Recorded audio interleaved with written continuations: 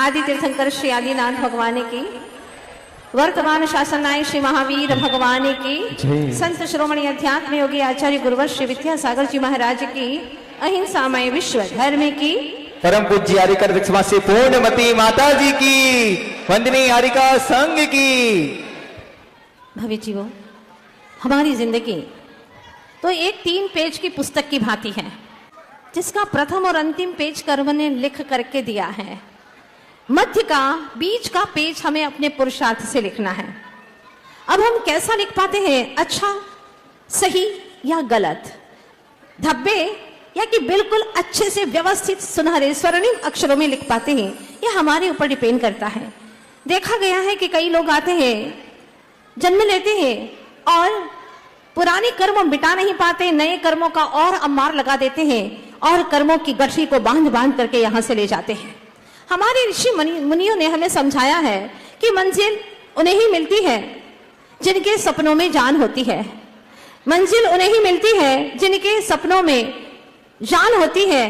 कदम जब आगे बढ़ते हैं तो मंजिल खुद करीब आती है, मंजिल खुद करीब आती है। तो हमें कदम बढ़ाना है, सिर्फ बोलना नहीं है। अभी आप लोग देख रहे थे छोटे छोटे बच्चों का कार्यक्रम, देवियों से शुरुआत हुई थी और भगवान के अष्ट प्रातिहार्य पर सारी यात्रा उनकी पूर्ण हो जाती है।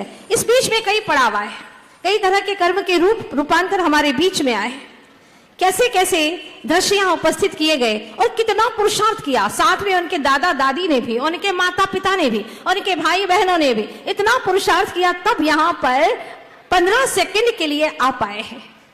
सोचिएगा आप लोग, कितने दिनों से लोग पुरुषार्थ कर रहे थे, याद कर रहे थे। आप लोगों को लग रहा होगा कि यहाँ आकर के भूल गए, कोई आसान नहीं होता माइक में अपने विचारों को प्रकट करना। फिर भी 150 बच्चों ने तो लगभग यहाँ पर बेहतरीन अच्छे से बोल करके आप लोगों को एक शिक्षा दी है, एक मैसेज दिया है कि तुम क्या करो, किस तरह से अब जिंदगी जियो।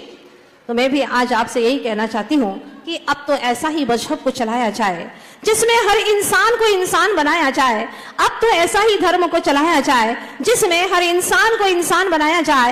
आग बहती है यहाँ गंगा के झेलम में, सुनिएगा, आग बहती है यहाँ गंगा के झेलम में। कोई बताए कि कहाँ जाके अब नहाया जाए, कोई बताए कि अब कहाँ जाके नहाया जाए, जिसकी खुशबू से महक उठे पड़ोसी का भी घर। चमन अब ऐसा ही, चमन अब ऐसा ही, या चमन में फूल ऐसा भी खिलाया जाए, चमन में अब कुछ फूल ऐसा भी खिलाया जाए। प्यार प्रेम का खून हुआ क्यों? इस भौतिक युग में हम देख रहे हैं प्यार प्रेम का खून हुआ क्यों, ये समझने के लिए अब तो अंधेरों को फिर से उजालों में बुलाया जाए। धर्म के वास्ते हंसकर जो बढ़े हैं आगे, धर्म के वास्ते हंसकर जो बढ़े हैं आगे, उन राहियों को जरा फिर से गले से लगाया जाए, जरा फिर से गले से लगाया जाए। और अंतिम पंक्तियां सुनिएगा, पड़ोसी के दुख दर्द का, पड़ोसी के दुख दर्द का कुछ हो असर तुम पर ऐसा, पड़ोसी के दुख दर्द का कुछ हो असर तुम पर ऐसा कि वो रहे भूखा तो तुमसे भी न खाया जाए, तुमसे भी न खाया जाए। अब तो धर्म को कुछ ऐसा ही चलाया जाए। धर्म की सिर्फ चर्चा नहीं करना है, उसको चर्या रूपांतरण भी करना है। सिर्फ वाचन नहीं करना, उसका पाचन भी करना है। सिर्फ धर्म के शास्त्रों का उच्चारण नहीं करना है, पाठ का उच्चारण नहीं करना है, दोनों होठों को मात्र हिलाना नहीं है, उच्च आचरण भी करना है। अब समय आ चुका है और इसकी शुरुआत करें हम अपने समाज से, परिवार से, घर घर से। कैसे शुरुआत करें? जब सारा समाज हम देखते हैं एकजुट होकर के धर्म सभाओं में आकर के सभी हम चैन हैं, इस भावना से, इस नारे से आकर के एकजुट होकर के धर्म का लाभ लेता है, तो लगता है कि समाज यहाँ पर जीवित है, यहाँ का बच्चा बच्चा जीवित है और इनके भीतर भी धर्म की सम्यक धाराएं बह रही हैं, लगता है। लेकिन अगर इसमें से थोड़ा सा भी किसी को अलग कर दिया जाए तो हमारा समाज खंडित हो जाता है, टूटने लग जाता है। जिस तरह से भोजन में सब कुछ है लेकिन नमक ना हो तो वो भोजन बिल्कुल बेस्वाद सा लगता है। चाहे कितना ही अच्छा बनाया गया हो, सब कुछ हो, सब तरह के टेस्ट डाले हैं, लेकिन नमक नहीं है तो अच्छा नहीं लगता, बेस्वाद सा लगता है। मंदिर में सब कुछ है, बहुत सुंदर मंदिर बनाया गया, क्या उसकी नक्काशी है, लेकिन उसमें मूर्ति नहीं है, उस मंदिर की कोई कीमत नहीं होती है। अस्पताल में सारी व्यवस्थाएं, बेड है, खाने पीने का अच्छे से अच्छे सारी व्यवस्था, बहुत क्लीन है हॉस्पिटल, लेकिन बस डॉक्टर नहीं है। ये कमी तो बहुत अखरती है। गाड़ी में सब कुछ अच्छा है, 1 करोड़ की गाड़ी है, लेकिन बस ब्रेक फेल है उसका। क्या कीमत है उसकी? जीवन में अटूट धन संपदा वैभव सब कुछ है, शरीर भी निरोग है, सारी अनुकूलताएं हैं, लेकिन आपस में प्रेम नहीं है, प्यार नहीं है, ये कुछ भी नहीं है। इसके आगे चाहे कितना भी वैभव हो, वो हमारे लिए व्यर्थ है। अगर जीवन में सुख शांति नहीं है, प्रेम नहीं है, एकता नहीं है, तो सारा जीवन बेकार सा लगता है। इसीलिए आचार्य भगवान कहते हैं, मैं फिर पिछले रविवार की बात को आगे बढ़ाना चाहती हूँ कि व्यवहार में जियो तो एकता के बल से जियो, और निश्चय में जियो तो एकत्व आत्म तत्व की अनुभूति करते हुए जियो, तुम्हारा जीवन धन्य हो जाएगा। अगर तुमने एकता के सूत्र में अपने आप को नहीं पिरोया है तो आपके जीवन का कोई औचित्य नहीं है। हम सामाजिक प्राणी हैं, इसीलिए एकजुट होकर के हमें जीना है।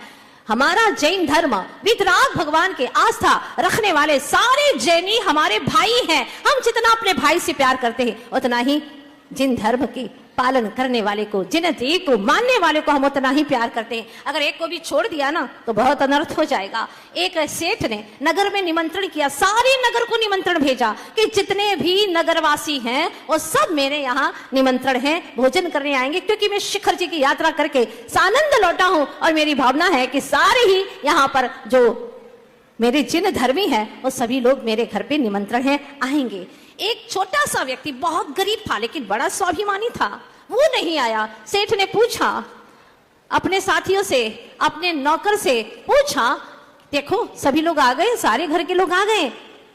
कहा सेठ जी वैसे तो सब आ गए, लेकिन एक व्यक्ति नहीं आया है जो नगर के गांव के बाहर रहता है, एकदम गरीब है लेकिन बड़ा स्वाभिमानी है, धर्मात्मा भी है, वो आया नहीं है। सेठ जी ने कहा क्यों नहीं आया, पता लगाओ आखिर क्या कारण है। जब पता लगाया तो पता चला सेठ जी को कि वो व्यक्ति इसलिए नहीं आ रहा है कि मेरा सेठ से कुछ व्यवहार ही नहीं है। बड़ा सेठ है ना, अभी तक कुछ व्यवहार है ना आगे कुछ व्यवहार होने वाला है। वो तो खिलाएगा लेकिन मैं तो कभी ऐसे बड़े सेठ को खिला ही नहीं पाऊंगा, तो क्या करूं, मैं नहीं जा सकता, इसलिए मैं नहीं आ सकता। सेठ जी को जैसे ही बात का पता चला वो सीधे अपने बग्गी में बैठे और उस व्यक्ति के घर तक पहुंचे। जैसे ही घर तक पहुंचे, वो दुकान पर बैठा हुआ था, उसने देखा सेठ जी इतने बड़े सेठ मेरे घर के आगे खड़े हैं, और बग्गी से उतर करके सीधे उस व्यक्ति की दुकान पर, जो किराने की दुकान थी, आकर के बैठ गए। और बैठने के बाद में कुछ बोले नहीं, 2-4 चने उसके वहां से दुकान से उठाए, मुंह में डाले और कहा पानी नहीं पिलाओगे क्या, पानी भी पिला दो, आज तुम्हारे घर पे आया हूं। पानी पिलाया उसने बड़े ही प्रेम भाव से, और उसकी आंखों में खुशी के आंसू छलक आए। आज इतना बड़ा सेठ मेरे छोटे से व्यक्ति के घर पर आया है, अहो भाग्य है मेरा। और वो पानी पिलाता है, फिर सेठ कहता है चलिए मेरा निमंत्रण है, मेरे घर पर आप चलिए। लेकिन मैं कैसे आऊं? देखो अब ये बात नहीं है, अभी तक तुम्हारी ये सोच थी कि मेरा कुछ व्यवहार नहीं है, लेकिन मैंने तो तुम्हारे घर का खा भी लिया और पी भी लिया, अब तो तुम सकुशल मेरे घर पर आ ही सकते हो ना। पहले मैंने व्यवहार निभाया है, अब तुमको भी मेरा व्यवहार निभाना होगा। बड़ा खुश हुआ और अपने स्वाभिमान के साथ वो सेठ के यहाँ गया।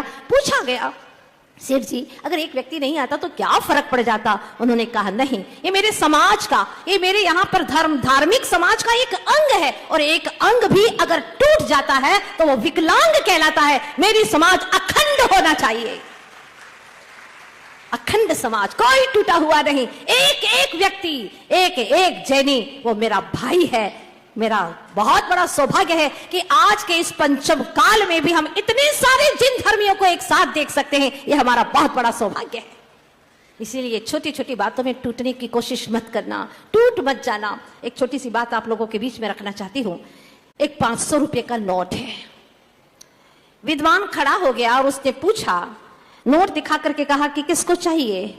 ईमानदारी से हाथ खड़े करिएगा। सबने हाथ खड़े कर दिए, हमें भी चाहिए, हमें भी चाहिए, हमें भी चाहिए, क्योंकि सबको रुपये चाहिए ही चाहिए हैं। सबने हाथ खड़े कर दिए।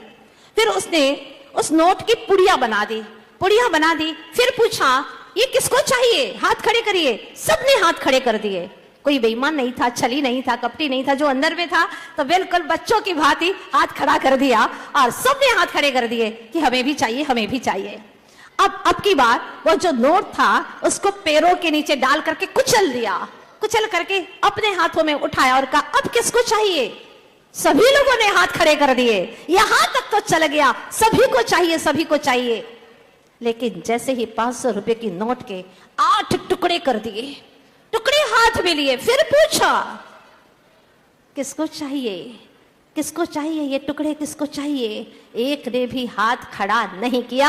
क्यों? क्योंकि वजह यह थी कि अब उसकी कीमत खत्म हो चुकी थी। बस यही हमारे ऋषि समझाना चाहते हैं कि जब हमारी समाज एक अखंड होती है तो सभी के लिए वह बहुत कुछ आनंद प्रदायी और सभी के लिए सुख का कारण होती है। वहां कोई द्वंद्व नहीं होते, कोई लड़ाई झगड़े नहीं होते, एकजुट होकर के सभी लोग कार्य करते हैं। लेकिन वहीं पर टुकड़े टुकड़े हो जाते हैं तो उस समाज की कोई कीमत नहीं होती और जो अन्य लोग हैं वो उसका फायदा उठा लेते हैं। इसलिए मेरी गुजारिश है कि छोटी छोटी बातों को, अपनी स्वार्थ परायणता को कभी भी महत्व मत दीजिए। छोटी छोटी बातों को छोड़ दीजिए। तुच्छ स्वार्थ वृत्ति के पीछे में इतना बड़ा घाटा कभी ना करें जिससे कि हमारे धर्म पर कोई आंच आए। मैंने सुना था एक दिन बंदरों के झुंड में आपस में वह सारे बंदर लड़ रहे थे, छीना झपटी कर रहे थे, आवाजें तेजी से आ रही थी।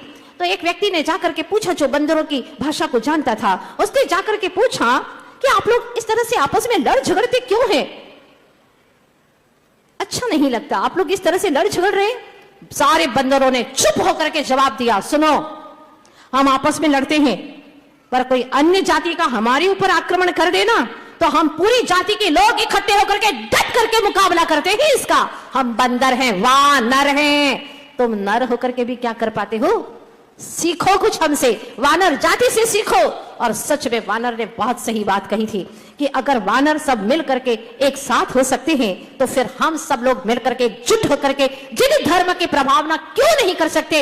ऐसी सोच जब हमारे भीतर में रहेगी तो निश्चित पंचम काल के अंत तक हमारा जिन धर्म बना रहेगा। ये हमारे सच्चे जिन धर्म की निशानी बनी रहेगी। मुनि भी रहेंगे, आर्यिका भी रहेगी, श्रावक भी रहेंगे और अंत तक श्राविका भी रहेगी। ये निश्चित बात है। इसीलिए आज यही कहना चाहती हूं, ना हम दौलत पे नाच करते हैं, ना हम दौलत पे नाच करते हैं, ना शोहरत पे नाच करते हैं। जन्म लिया है हमने जैनी के घर में, इसलिए हम अपने इस जैन कुल के ऊपर हम नाच करते हैं, जैन कुल के ऊपर नाच करते हैं। सौभाग्यशाली हैं कि जहां छोटे छोटे बच्चे भी मुख से जब जिन भाषा का, जिन वाणी का उच्चारण करते हैं तो हृदय से बहुत ही आह्लाद होता है। वाह रे जिन धर्म, जिन शासन सदा जयवंत रहे। और इसके लिए हमें भी इतना सा पुरुषार्थ करना है, चाहे कुछ भी हो जाए, कैसी भी परिस्थिति आ जाए, लेकिन हम अपने साधर्मी के प्रति कभी अपनी मनस्थिति को बिगाड़ेंगे नहीं। एकजुट होकर के जिन धर्म की पताका लेकर के आगे आगे बढ़ते चले जाएंगे। जिन धर्म सदा जयवंत हो, बस यही भावना रहे हमारी। क्योंकि हमें व्यावसायिक नहीं बनना है। जब तक आप व्यवहार की जिंदगी जिए तब तक व्यवहारिक भी होना है। आज हम देख रहे हैं लोग व्यवहारिकता को छोड़ करके व्यावसायिकता शुरू कर रहे हैं और व्यवसाय के कारण से हानि, लाभ, तेरा मेरा, ये दृष्टियां पनप रही है। सब कुछ छोड़ करके प्रभु जिन देव ऐसी सद्बुद्धि दे कि सभी जिन धर्मी एकजुट होकर के एक समूह में रह करके बंद है मुट्ठी तो लाख की है, खुल गई तो फिर किस काम की है, वो तो खाक की है। इसीलिए यही गुजारिश है मेरी, सभी साधर्मी बंधु आपस में एक दूसरे की परेशानियों में साथ दें। क्योंकि आखिर हमारा अपना जाति भाई ही हमारे काम में आता है। पढ़िएगा मूक माटी महाकाव्य में जब मछलियों का विषय चलता है तो वहां आचार्य भगवान ने बहुत अच्छी बात कही है। आखिर हमारा अपना साधर्मी ही अंत समय तक हमें साथ देता है। अगर आपका अंतिम समय हो, चाहे कितना बड़ा दुश्मन हो, आप कहें कि मुझे नमोकार मंत्र सुना दो, जाते जाते पानी ना पिलाओ कोई बात नहीं, जिन वाणी पिला दो, जिन वाणी का रस पिला दो, वो आपको नमोकार मंत्र तो सुना ही देगा। वो साधर्मी आपका अंत तक काम में आएगा। सभी के प्रति सद्भावनाओं से भर जाओ और आगे आगे बढ़ते चले जाओ, कदम दर कदम अपने साधर्मी के साथ में बढ़ते बढ़ते। मुझे विश्वास है जैसे एक एक कण भरते भरते भर जाता सारा भंडार और एक एक पग चलते चलते आ जाता मुक्ति का द्वार। एक एक कदम चले अपने साधर्मी साथियों के साथ में, फिर देखो जीवन जीने का कितना आनंद आता है।